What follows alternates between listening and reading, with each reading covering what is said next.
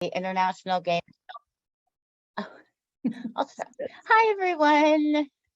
My name is Suzanne. I'm with the IGDA, and I am so excited to be here with Apprenti. I'm really excited to see you all today. And today's webinar will be about a super exciting opportunity in the games industry space to support talent pipelines in a tried and true way through apprenticeships.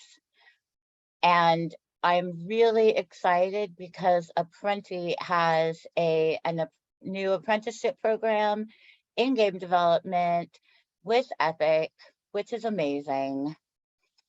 And the person who's going to be leading us off is named Jennifer Carlson, and she serves as the executive director of the Washington Technology Industry Association Workforce Institute. The Institute is the workforce development arm of the WTIA focused on addressing the tech industry's workforce and diversity needs through building a nationally registered technology apprenticeship program called Apprenti.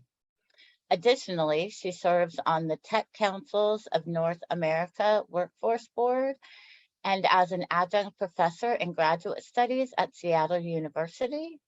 Previously, she successfully ran a $260 multi-million P&L in 12 states, developed web-based policy management systems, and ran a national branding initiative for AIG Agency Auto, a $1 billion insurance division of AIG, and managed US sports and event marketing for Progressive Insurance. While Jennifer began as pre-law in college, she completed her BA in technical journalism with a concentration in public relations, a minor in sociology, and has an MBA from Ohio University. Wow, that's exciting, Jennifer. That is way more information than anybody ever needs to know about. We got to edit that. Thank you, though. Well, I appreciate you having me here today with IGDA, and Suzanne, I appreciate you making time to join us and get us kicked off in the right direction. As you said, I run Apprenti, and Apprenti is a national registered tech apprenticeship program. We built this in concert with the U.S. Department of Labor as a way to try and close the tech talent gap that we're all suffering from.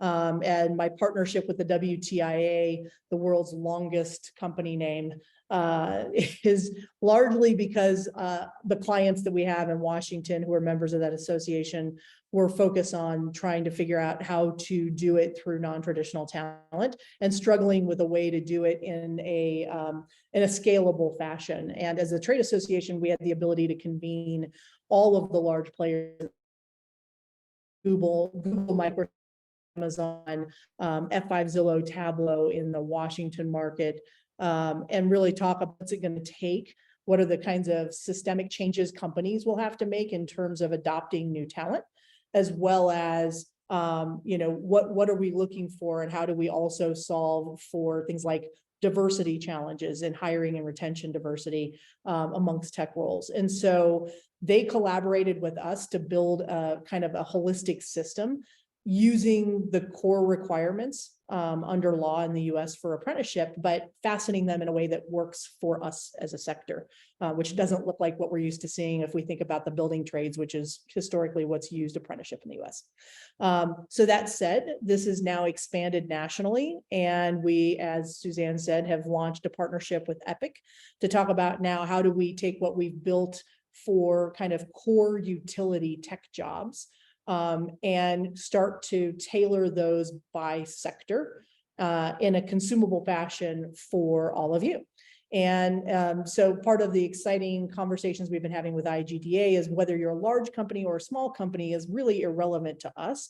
It's about scaling a consumable model that makes the talent that we would jointly create consumable by everybody and therefore portable.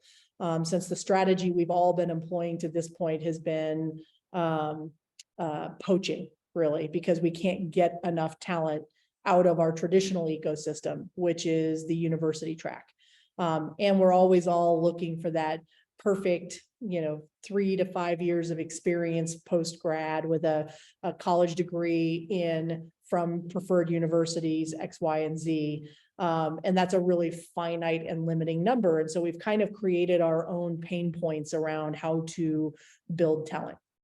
So I'm gonna talk through, Suzanne, kind of some of the structure and who we are and why we do this. And then I want to open it up to everybody here. I've got slides that I'll bring up that'll help kind of illustrate some of what we do, but I want to keep it conversational. So if you and Monica can help moderate questions, feel free, everybody, to just pop those into the Q&A box. And given that we have, I think the registration for today was upwards of 30. If people want to even pop in with questions beyond that live, if we have that capacity, feel free to do so. Because I want to make sure we get all of your questions answered. It sounds more complex than it is, but it also leads to a lot of how do we employ this model, because it looks different than the way we traditionally hire. Sound good? Sounds great. Great. So the thesis behind this creation is that we can and have domestically in the US enough potential talent that we simply need to change how we view talent or skill sets, and to migrate the philosophy we've all had in the tech sector from consuming talent to also building the talent, investing in creating the talent. And that if we stop treating all jobs the same, because not all jobs are created equal, and think past the college degree requirement, I think everybody here knows somebody who did not go to college, or that college was not in their systemic set for life, but equally capable of doing the work if they had the training. They just didn't fit into a 4-year institutional environment very well for whatever reason, whether it was upbringing and socioeconomic issues, or simply, ADD, not interested in sitting in a classroom for 4 years, or even worse, a lot of people not wanting to take on that debt. And so my thesis coming into this when it was created was that we can reskill people in an accelerated or a compressed time frame for specific jobs. And while they may not get the same breadth of holistic classroom training in the traditional sense, we can get them focused on a particular job and get them skilled to a level that they can do that job function and grow into the role and continue to grow beyond that without necessarily having to go to school for 4 years. And we've spent the last 5 years doing that on all of these utility roles that we've built.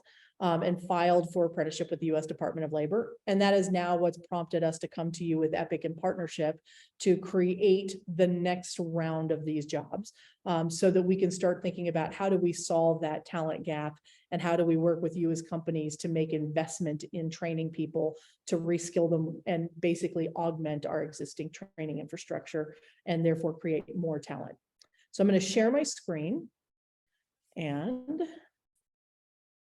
there we go. And just kind of walk through kind of a little bit of the history. If we think about not necessarily gaming per se, but specifically tech jobs, we post as a country nearly 4 million jobs a year. We created over 200,000 net new even during the pandemic. We left 900,000 jobs open. And remember, less so in the gaming industry, but more so in traditional tech, that every company is competing for the same talent. On the other hand, in the gaming sector, the need and the growth of the sector is driving this conversation about more talent demand than the higher ed system can deliver on. In total, we create, as a country at the 4-year level, only 250,000 engineers a year that we graduate and confer degrees on. And if we think about that in terms of what the gaming sector needs, you're posting more than that number of jobs annually, but also Every time there's a small company starting up and creating new games, not just large companies trying to scale, whether you're Valve or Nintendo, all of you are consuming this limited finite group of talent. And that 250,000 is all engineers. That's mechanical, electrical, computer science. That's everybody. And even when we think of Steam and a DigiPen, there's a limited number of locations we can go and poach talent for this sector that actually tailors or caters to our combination of engineering needs and creative service needs. So that means we're in an even narrower skill set or opportunity set for where we find talent than the rest of America. And when 70% of people in America do not go to university, that means that 30% that do, and that's everybody from doctors and lawyers on down, means that there is no way for us to close the gap on what this sector's demand is versus what the outputs are if we just continue to do the same thing and look for talent in the same places. So that's why we have a necessity to invest in creating more workforce and making that investment. And investment means both financial and time-based for the company. It is a small financial investment when you compare it to your acquisition cost of new talent, and you're creating a net new improved talent pipeline that's not to replace the university track, but rather to augment it. So what we do in apprenticeship, and what Apprenti does specifically, is we are your intermediary, because all companies are still trying to figure out, how can I make apprenticeship work? And it is an investment. If a company isn't large enough, like Epic, to just go hire a crew of people to start something internally, many companies in sectors are using us from a DOL perspective, Department of Labor perspective, to help build the funnel so that companies can adopt this more easily without all of the internal challenges of, how do I create one? How do I hire differently? How do I change my business practices to accommodate this, and so on? So we source the talent on your behalf. We can screen that talent and bring to you a pre-qualified group of people. And when we talk about pre-qualified, we're looking at people who have the aptitude to do this work, not just coming from colleges, because we're not interested in their career history, and we're not interested in their degree attainment or their prior education. We're looking at, what are they bringing to the table from a skill set that would be portable to you into the gaming sector, that would make them good candidates? And do they have core math competency? Do they have good problem solving skills? These are the things that we're pre-testing and pre-assessing them on. And then we're bringing to you a distilled and curated group of talent to interview, that you then select who you would want to put into an apprenticeship. And an apprenticeship is nothing more than a training system with a job attached. That is a combination of classroom training mixed with a minimum of 1 year on the job skilling, where you mentor them into the job. And we front load the training or the classroom time to get those core skill sets from a digital technology perspective up to a level that makes them consumable and able to do work when they get to you, even though it's at an entry level. But these are for higher skilled jobs. This is not the old help desk equivalency. Though we can do game testers and game analysts, it's about, how do we scale them past that to get into game developer status? And then you have to invest through a mentor on the job in that person to get them up to a level that they can be retained at the end of that year of apprenticeship. Because apprenticeship is about training to retain. You're paying them for that year and treating them like an employee. They are yours and on your payroll with salary and benefits. But because it's an apprenticeship, you get to pay them what's called a training wage. And a training wage is a reduced cost. Sorry, I should put these up. That's a reduced cost where you can put the person into the role for 60 to 70% of what you would pay a fully qualified person. And it's a federally protected wage class. It means that they are earning and learning on the job with an intent to train to retain. And that allows you to help build their skills. It allows them to earn while they're in the process. And then what you retain them at the conclusion of their apprenticeship is between you and the apprentice. And you can, onboard them at, whatever pay band or higher rate that you get them to. And that 60 to 70% is determined company by company with a threshold that we've set with the Department of Labor, market by market, for a living wage, so that they're not at a level of, either being disadvantaged or financially below a level that would allow them to survive for that year of apprenticeship. That, coupled with their 3 to 5 months of accelerated classroom training, means the entire process is about 17 months, including that classroom time plus the year on the job, and in about a month at the start of the process for us to curate the talent to bring to you to identify. But you're going to get them in a few months, and then they start being work productive for you. I'm going to take a huge break here for a second and see if you have questions, or if there are other things coming up that might be showing up in chat, since I can't see. We did have one question on the applicant side, a little bit about our process. I know this presentation is more for employers, but if you want to touch briefly on what that looks like for an applicant as well. Absolutely. So any applicants, we go out and do recruiting in local market areas, unless your company will allow you to have them work remotely, in which case we have a talent pool of 35,000 across the country that have applied for the program. And we go working with minority and diversity groups, from Veterans Administrations, Women's Funding Alliance, to United Way, NAACP, other groups that will bring us our diverse populations. And when I talk about diversity, underrepresented to our sector, so BIPOC, Latinx, women, veterans, persons with disabilities, and bring them in, and they will come to apprenticareers.org, and they take an online skills assessment, that baseline math and logic and critical thinking. And that's the first step in the process. And you have to score over an 80 to get into the candidate pool. And then when a company calls us and says, we want to take an apprentice, or we want to take 5 apprentices, then here's the role. And we've already worked with you to understand, as a company, what's going to make this person successful inside your org. What is the character and culture of the company, so that we can screen the candidates for things that are going to align to that. And then we bring to the company a 2-to-1 ratio typically. So that'd be, 2 to 10 apprentices for 1 to 5 jobs. And the company is then soft skills interviewing this individual and looking at, what did they bring to the table? We're preparing the company with a list of skill sets that we've identified through the interview process. And then the company is questioning you on, as the candidate, about those skills and what you're able to bring, and whether or not they believe that you will be able to get through, the kind of grit test of going through the classroom training to get ready to job, and have you be on their team for developing.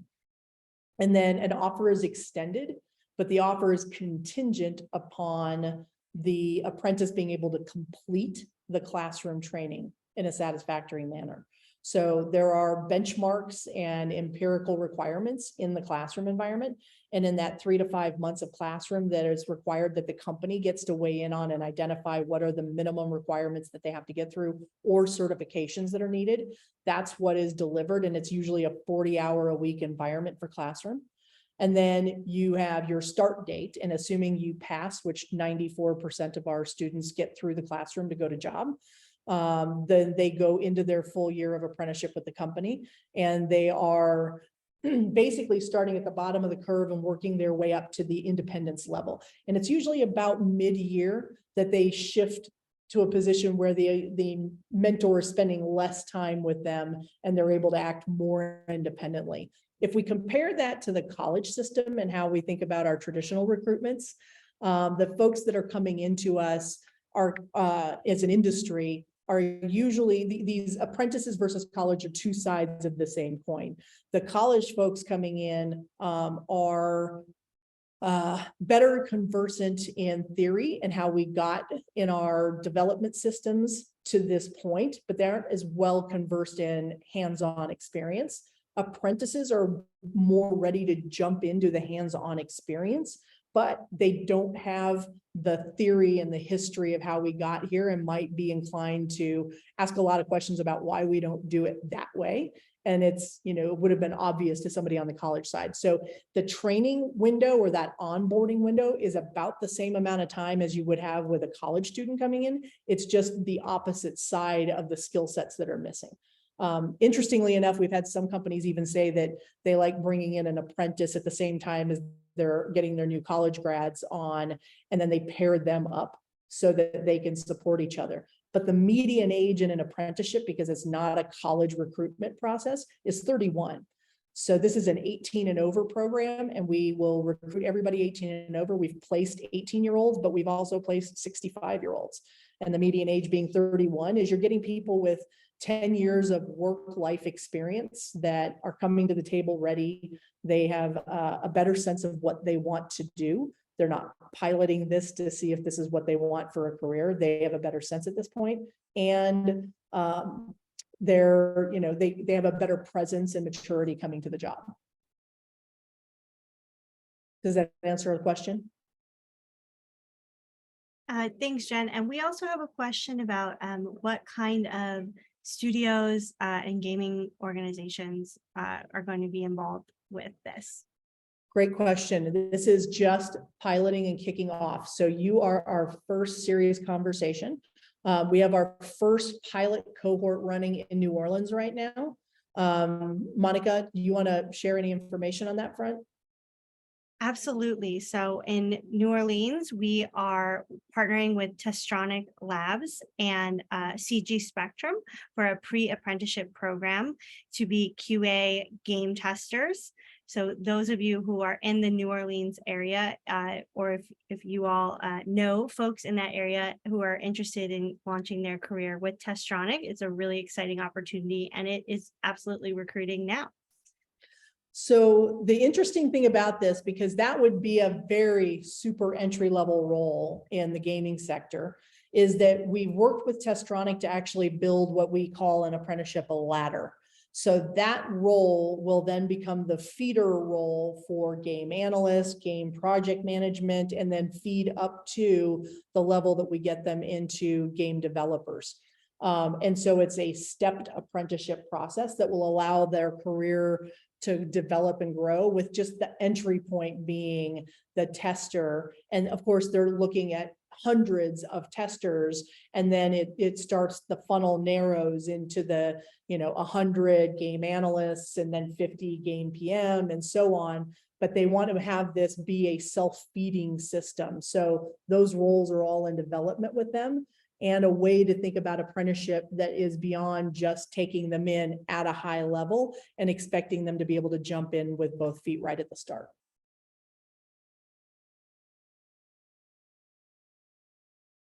So if we look at the journey, since that was the question that was asked, you can see that that interview process leads directly into the related technical instruction. Those are crazy DOL language words that none of us care about. It's the classroom training.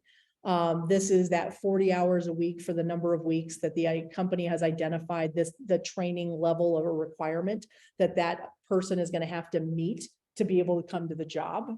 And then they join their team. They get that training wage and they have a work plan, and the mentor is working with them formally and informally, right? They're in a team environment, so the mentor doesn't have to be the only person to guide them. It's just the person who's directly responsible for making sure that they understand how they're performing, where there may be deficits, where they can improve, and what the expectations are for them to be able to be retained at the end.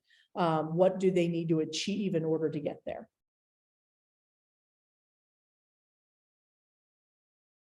And then at the end, your extended offers to the apprentice for retention at the end, where you'll raise their wage up to closer to market, if not market.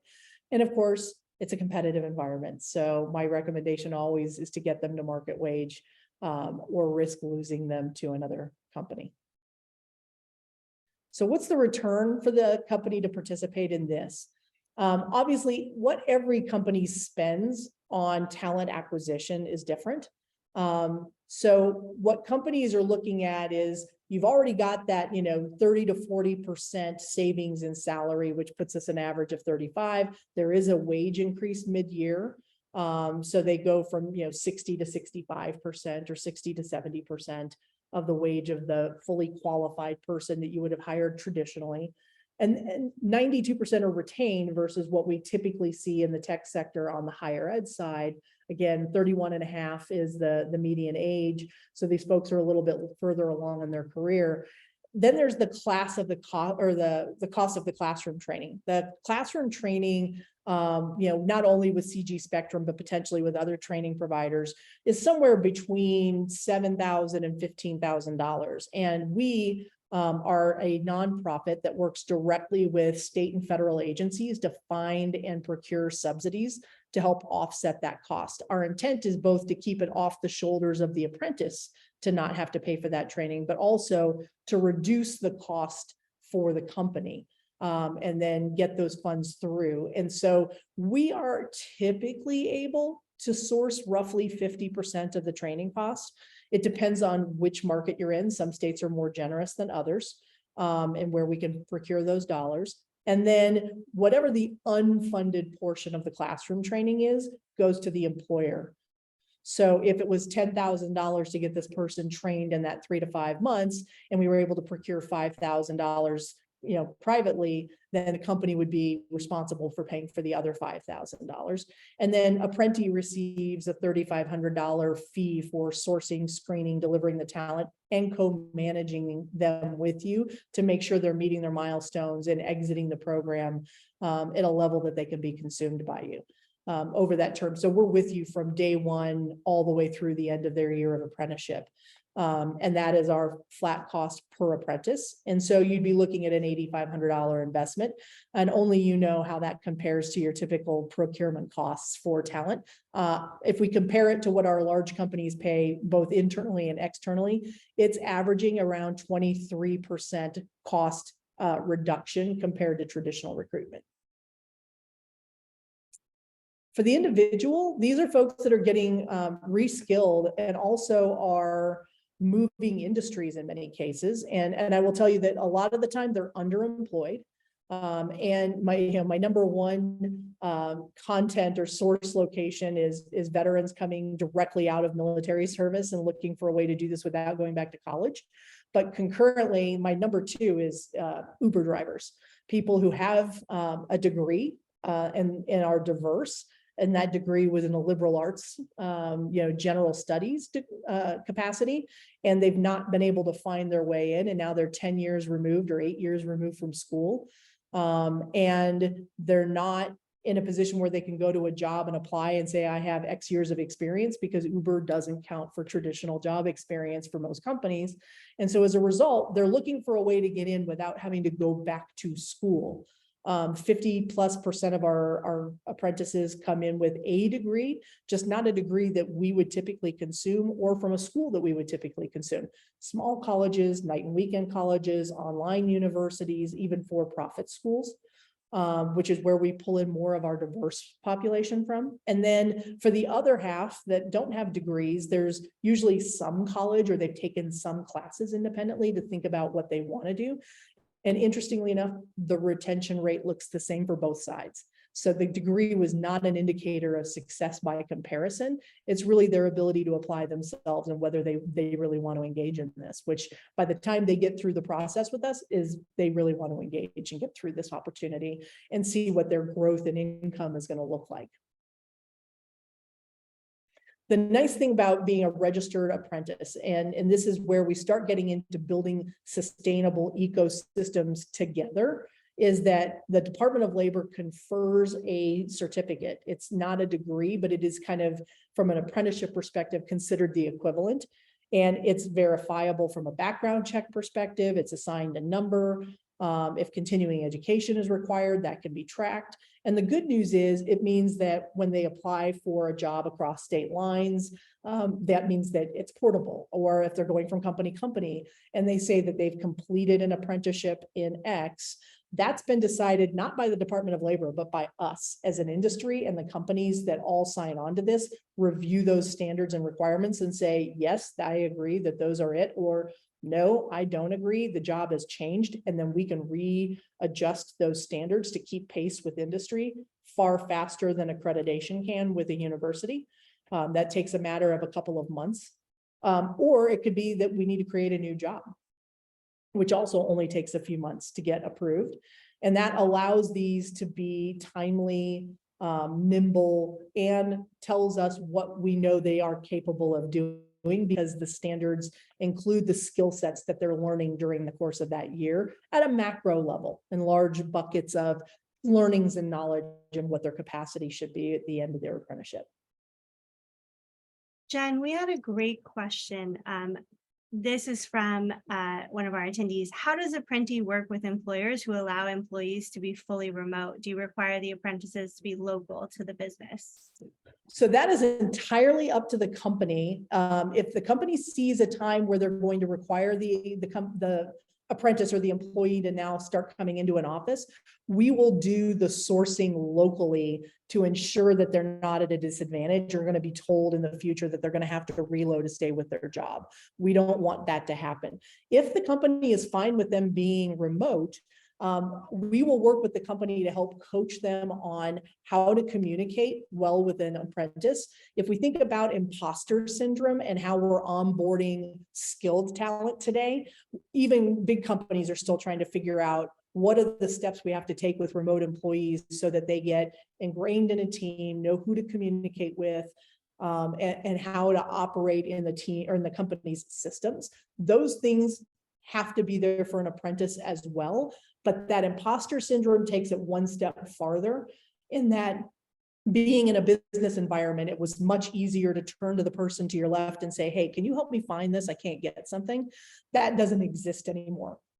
A 10-year veteran is not going to have any problem jumping in and saying, hey, who do I ask about this? Because they have a confidence level that an apprentice doesn't yet have. An apprentice is going to be a little more reserved. So we work with the company to be a little more proactive on how they communicate and help them know who else is on their team and can serve as a resource.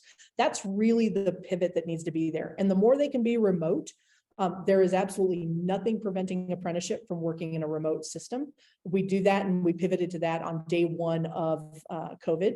And one of the silver linings, if you want to call it that, is that the system has worked, and there's been a very low attrition rate in that pivot to a remote workforce.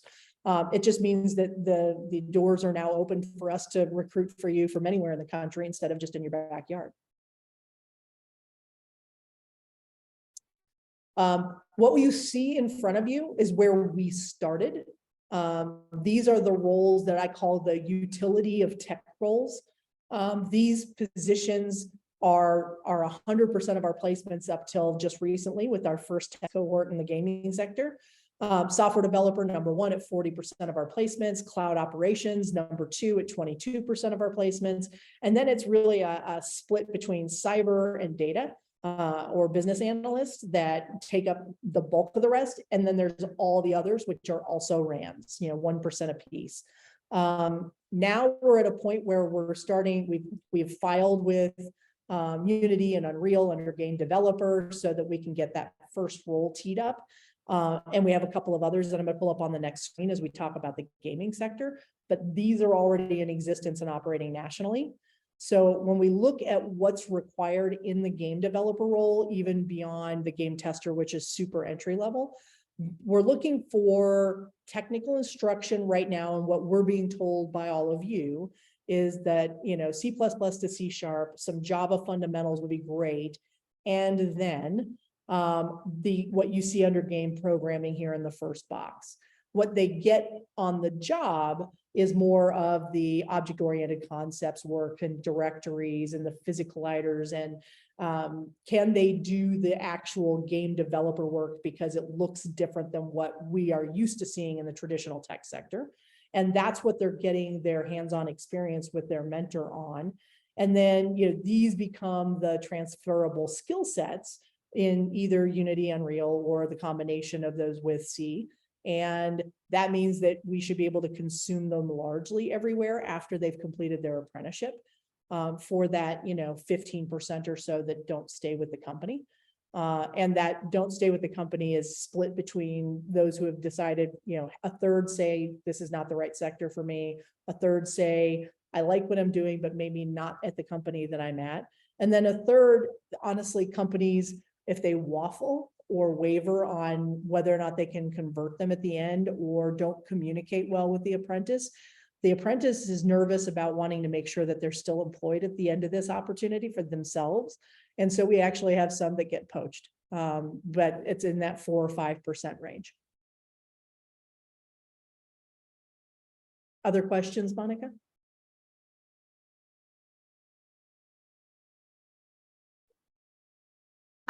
Yes, so we have a question about how we fill occupations and the balance between needs versus, what we're looking for. So they asked, is it the occupations based on what Apprenti wants or what the studios are looking for?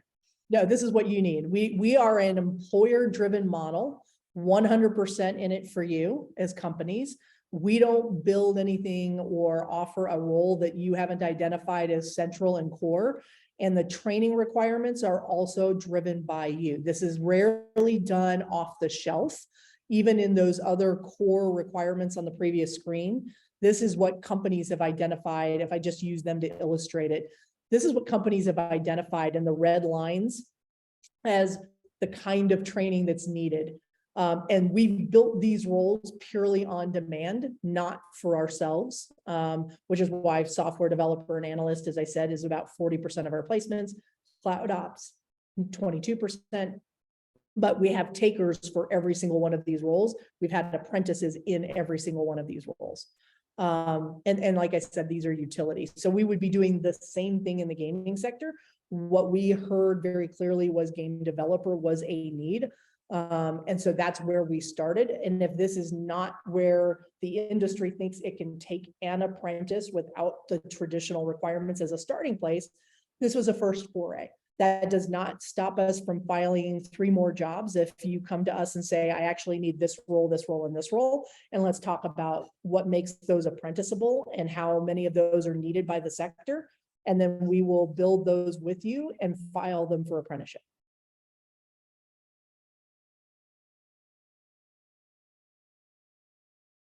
I think we do have some attendees who are potential applicants, if you want to just dive into any of that briefly.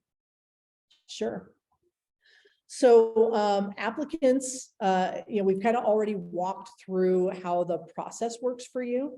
The great news is because this is a government-sponsored program that works in concert with employers, because employers have to be willing to put up the jobs, as companies are coming to the table and saying, these are the roles we need, and this is how many we need, and this is where we need them, then that is when we'll be able to start the screening process. So the good news is there's already need identified, which is why Epic has come to this. And after last year's national convention on this side, where all of the companies came together and talked through this, the gaming convention, one of the commitments that was made was, how do we identify ways to bring in women? How do we bring in more diversity? How do we make games that are reflective of everybody, because everybody plays them, but yet it's not that same everybody that is building them. So there's an absolute desire, but we're also a company on demand model. So we don't train anybody that I do not have a guaranteed commitment for.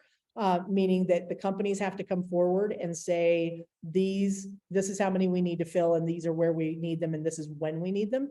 And that's what prompts us to start the screening process with candidates, which means you could get a phone call tomorrow if those get teed up very quickly, or you could be sitting in queue for 3 or 4 months while companies figure out their internal operations about how to bring in apprentices. Does that look different than the way they bring in their college grads? And what systems changes do they need to make operationally as well as culturally to bring in apprentices? And that is something that we work with the companies on to help them understand what those systems are and learn from, frankly, the best practices of companies who have already gone before. So if you don't hear from us immediately, that's why. Any other questions? None at the moment. So I think we can get ready to wrap up. Wonderful. Well, again, we welcome anybody coming to this conversation. And this, again, very high level overview, and there is a lot more information. So to that end, what we would love to see and love to have like deeper dive conversations with any company that's interested is to go to Apprenti Careers, APPRENTI, as you can see on Monica's screen, apprenticareers.org as a nonprofit. And on that page, you will get to go to the employers area, and there's a for employers area. There's an informational request page. And if you'll just put in your request, who we should be speaking with at your organization and their contact information, and in the comments, what are some of the things that you'd like specifically to get at, then we will immediately get back to you with setting up a time to have a conversation, walking you through in greater detail, kind of what are the skill sets, and we can use that software developer, that game developer role as kind of our straw man. But that doesn't have to be the only job or role that is in discussion. We absolutely want to aggregate feedback, and we'll work with IGDA not only to post this, but to get feedback about what is industry demand looking like beyond that game developer role.